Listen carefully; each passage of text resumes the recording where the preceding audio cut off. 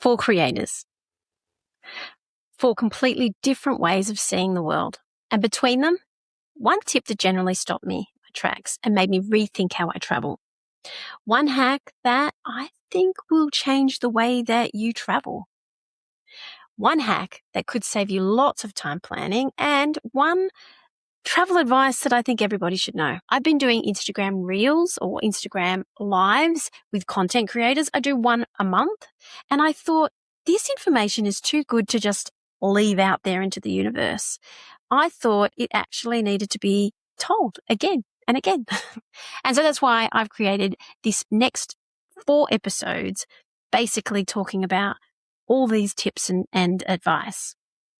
So I'm your host, Paula Barnes, and today I actually have Julie Talbert on, and we talk a lot about being a digital nomad, and she is a freedom strategist. Really, really interesting woman who was on my podcast, one of my first podcasts for Truly Expat Travel, and she talked about Silk Road. So if you want to go back and listen to that. Otherwise, let's get started. Ladies and gentlemen, this is your captain speaking. Welcome aboard Truly Expat Travel, where we're ditching the guidebooks, fastening our seatbelts, and diving into real stories from travellers who have traded the ordinary for the extraordinary, proving the world really is too big to be left unexplored. Cabin crew, be seated and ready for takeoff. Okay, I think I've got you. Are you there? Are you here? You're added as a moderator, but what does that even mean? Does that mean...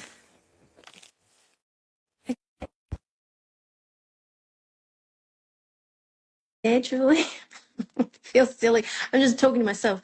Okay, you've clicked the request button and I have accepted. And yes.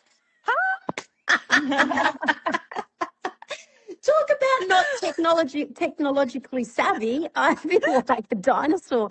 I really struggled with that. I was like, okay, I can't even add you. I can't find you. So apologies. You've done it. Okay. You've done it. Well done. And you know, I've got a huge confession. Like I think regularly struggle with time differences. I get them mixed up, and I was so diligent when we planned our time. I had it an hour wrong. So I just saw your message like, no, it's like I was getting ready for in an hour from now. So, oh my goodness. That's okay. So you're in Nepal. Let's just do a quick introduction about who you are, where you are, and then we'll go into a couple of questions. Okay, so I'm Julie. I am a UK property investor, property strategist. So I help people figure out how to grow a property portfolio in the UK from outside of the UK. Or I help people who have a property business in the UK, but if they want to live overseas, then I help them, organise their property business so they can do it all without being in the UK. We travel full time. We used to be expats. We now travel full time, and we're here in Nepal at the moment. We've just done a dog walk with the community dog shelter here in Kathmandu. Oh, wow. And so just a quick one, why are you in Kathmandu? Can you explain? Yes, we're in Kathmandu because we're hosting a meetup for the travelling families. So from Sunday, we have 19 travelling families, and we are all exploring Kathmandu together for 7 days. And then we go on to to Pokhara, and a week or so later, we spend another week exploring Pokhara together. How exciting. So you are the perfect person to ask the questions that I'm about to ask. So the first one is, when you land in a place, because, you're doing long term, so most people travel just for a week or two, but you do long stints, like a month, 2 months, 3 months. How do you find out what to do if you're not a type of person that wants to plan all the time? How do you find events and things and activities of what to do when you land? Yeah. So full disclosure, I don't tend to plan beforehand. For this trip, we've had to because we're hosting 19 families, but often we arrive and I'll be like, okay, so we're here. So a few different ways. We do 10,000 steps a day. So one of the first things we'll do is we'll just walk around. Just walk around the area with no particular plan other than we're just going to walk around and do 10,000 steps. And just kind of, maybe we'll have a route, but if we see a direction, we'll just go off in it. So generally it's walking around the city or the town in which you are. And, you just see things as you're going around. Maybe you stop for a tea. maybe you see, a poster in a coffee shop, or quite often toilets have like signs on doors and things like that. So just having our eyes open with no particular plan, just to wander around and do our 10,000 steps. That's something that we do everywhere.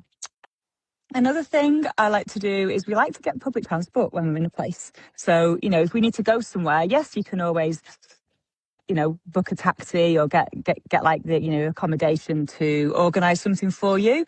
But you can generally have a bit of an adventure if you just get on the local bus system, or get, whatever the local transport is. It might go wrong and you might get lost, but then you find out things along the way.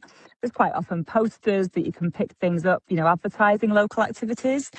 And sometimes I'll end up chatting to people, whilst I'm on the bus, and just like, random conversations. It makes my kids cringe when I chat to someone on a bus or something like that. But, we just get good information.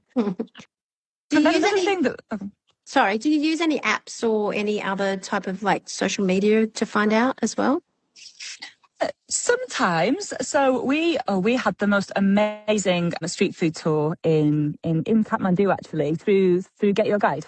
And so we looked on there, and there's just like, local guy who, it's just him, and we had a brilliant food tour. So sometimes we look on there and find amazing things. Sometimes nothing takes our fancy from there, but we just sort of, book those when we're in the city, and, tend to book it for the next day.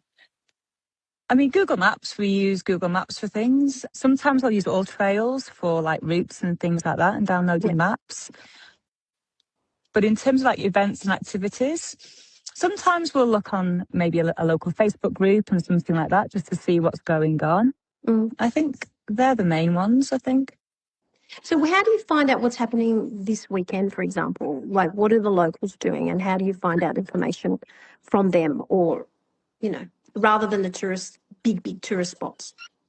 Yeah. So similar to what you said, really, asking, like, if we do get taxis or grabs or in drives or whatever, like we'll ask a taxi driver, what's going on. We posters and things, like in a local coffee shop, there are some coffee shops that are maybe like, quite touristy and mainstream, and there's some that are more like in local areas where you'll see like local community events and community activities. So we'll, go and look at those and see what's going on. Quite often in places there'll be like a community Facebook group, just for that city. So we'll look in there for things that are posted, and yeah, sometimes just like walking around, just like doing your old school. I don't tend to find a lot of the stuff we do from like Googling what to do this weekend, because I tend to find that's the stuff that somebody's advertising or promoting, and I just we tend to find things from like walking around, speaking to people, finding a local coffee shop that we like, asking around in there. There's no one silver bullet as well. It's like different things in different places. I guess it depends on where you are and what you're doing. So we're here at the moment, for example, we're here at the moment at this dog shelter. There's 170 dogs. They do like hikes through the forest. We found them on the notice board in a coffee shop in Kathmandu.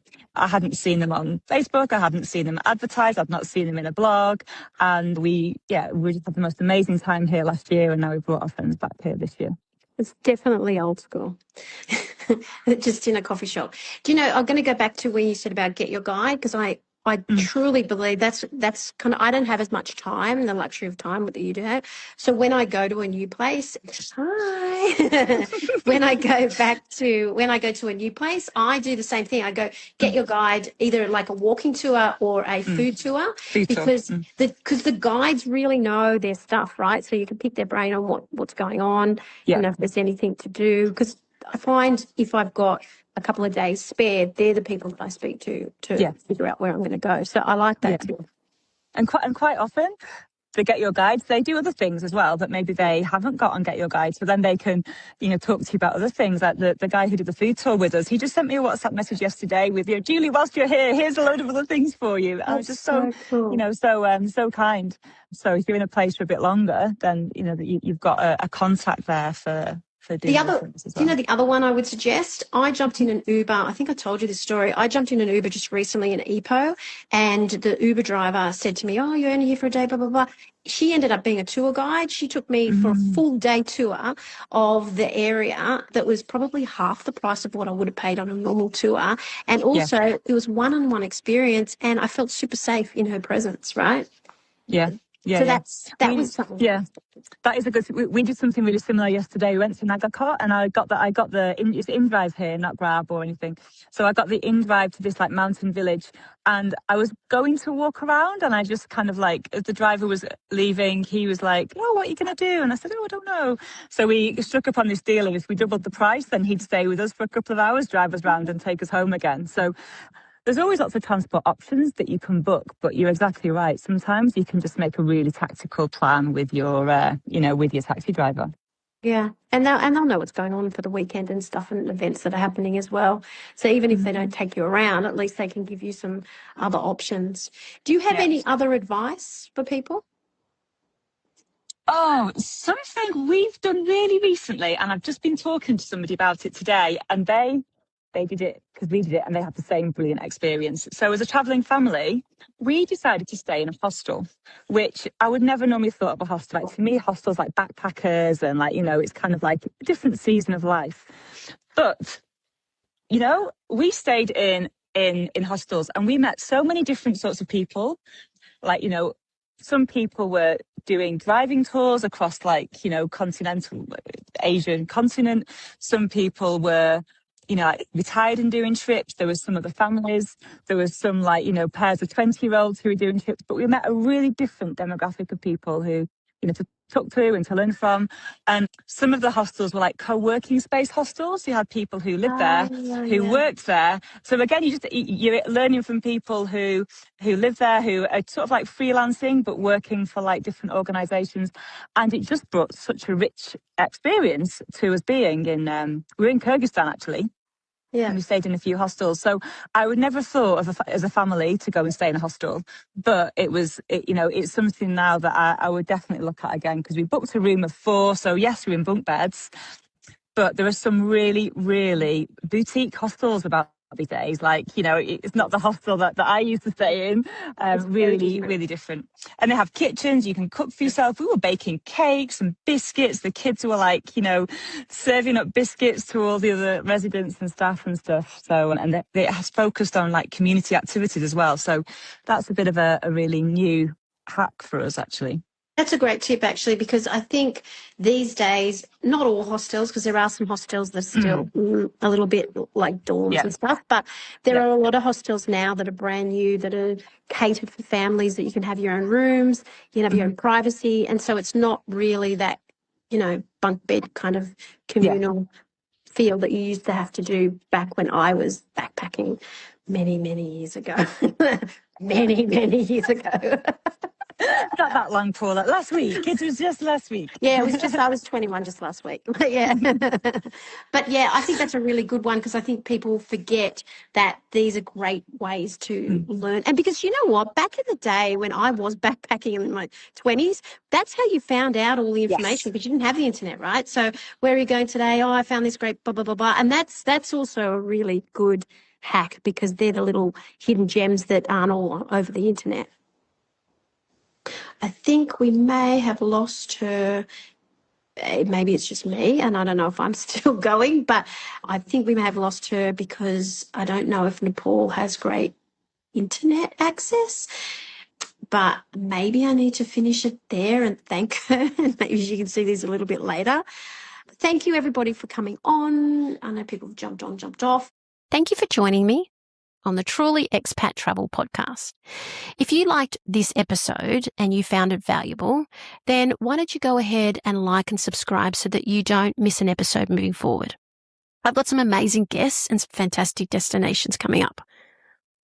But if this is the episode and this is the destination that you really want to go to, then I suggest you head over to trulyexpattravel.com, where you'll find travel guides and deep dive into this sort of destination. If that's not what you want and you can't find an episode that is a destination you want to travel to, then head over and follow me on Facebook, Instagram, and TikTok, because I'm pretty sure you'll find something there. In the meantime, safe travels, and I'll see you next week.